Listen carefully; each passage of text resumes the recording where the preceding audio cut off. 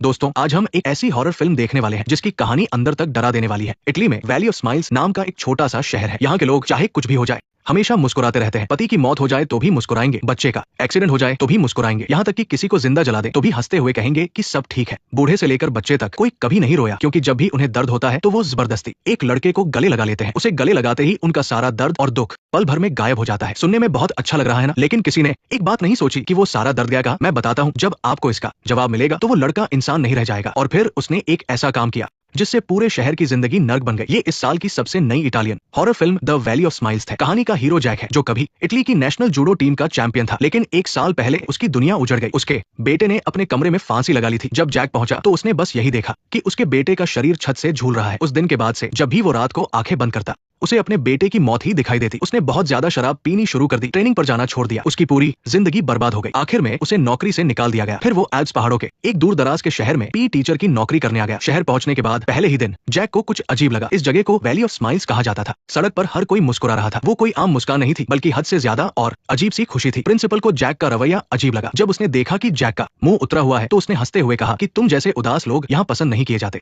आखिरकार ये valley of smiles है। पी क्लास में जैक की नजर एक खास बच्चे पर पड़ी, एक दुबला पतला और शांत सा लड़का। सबसे अजीब बात यह थी कि उसके दाई तरफ के बाल और आधी भौहें सफेद थी। इस लड़के का नाम टिम था। वो कभी पी क्लास में नहीं आता था और कोई उसे कुछ नहीं कहता था। जैक को अजीब लगा तो उसने उसे ग्राउंड के चक्कर लगाने को कहा। तभी प्रिंसिपल भागते हुए आया और बड़ी सख्ती से बोला कि इस बच्चे को कोई मेडिकल सर्टिफिकेट नहीं चाहिए और ना ही इसे पी क्लास करनी है। जैक पूछने ही वाला था कि क्यों, लेकिन प्रिंसिपल बात टालकर मुस्कुराते हुए अपनी गाड़ी में चला गया। जैक बहुत कंफ्यूज था। दिन में तो उसे नॉर्मल दिखने का नाटक करना पड़ता, लेकिन रात होते ही उसकी असली हालत बाहर आ जाती। वो शहर के बार में जाता और उसके बंद होने तक पीता रहता। एक बार तो वो इतनी नशे में था कि उसने बार में ही तोड़फोड़ कर दी। बाहर निकाले जाने के बाद वो सड़क पर बेहोश हो गया। गनीमत रही कि बार की मालकिन सूजन ने उसे देख लिया और उसे अपनी गाड़ी में बिठाया। इतने बड़े आदमी को बुरी तरह रोते देख सूजन का दिल पसीज गया। उसने कहा कि अगर तुम इस दर्द से छुटकारा पाना चाहते हो तो मैं तुम्हें एक जगह ले जा सकती हूँ। सूजन जैक को शहर के चर्च के बाहर ले गई। वहाँ शहर वालों की लंबी लाइन लगी थी। वहाँ एक चश्मे वाले आदमी ने उनसे बात की, जो टिम का गोद लिया हुआ पिता पॉल था। पॉल ने कुछ ज्यादा नहीं कहा, बस एक सुंदर सा बॉक्स निकाला। जैसे ही उसने उसे खोला, जैक के रोंगटे खड़े हो गए। उसके अंदर बालों के गुच्छे गोल गोल लिपटे हुए थे। पॉल ने जैक से बालों का एक गुच्छा अपनी मुट्ठी में पकड़ने को कहा। जब उसने मुट्ठी खोली तो जो बाल पहले काले थे वो अब सफेद हो चुके थे। जैक पूरी तरह हैरान रह गया। पॉल ने कोई जवाब नहीं दिया, बस लाइन में लगे बाकी लोगों को वापस भेज दिया। उसने कहा कि आज और कोई नहीं आएगा। इस आदमी की परेशानी काफी बड़ी है। जैक को चर्च के अंदर ले जाया गया। कमरे में मोमबत्तियां जल रही थी। एक छोटे से लड़के ने स्टूल पर खड़े होकर जैक के हाथ धुलाए। फिर एक कर्मचारी ने आकर उन्हें तौलिए से पोंछा। अंदर का सबसे आखिरी दरवाजा खोलने पर एक बहुत बड़ा हॉल था। टिम ने सफेद कपड़े पहने हुए थे और वो बीच में खड़ा था। वो किसी छोटे बाबा जैसा लग रहा था। जैक को बिल्कुल समझ नहीं आ रहा था कि उसे क्या करना है। पादरी के इशारे पर वो धीरे धीरे आगे बढ़ा और उसने टिम को गले लगा लिया। जैसे ही उसने उसे छुआ, जैक को ऐसा लगा जैसे किसी ने उसका दिमाग पढ़ लिया हो। उसके मरे हुए बेटे का चेहरा बिल्कुल साफ उसके सामने आ गया। वो चेहरा, वो आवाज, सब कुछ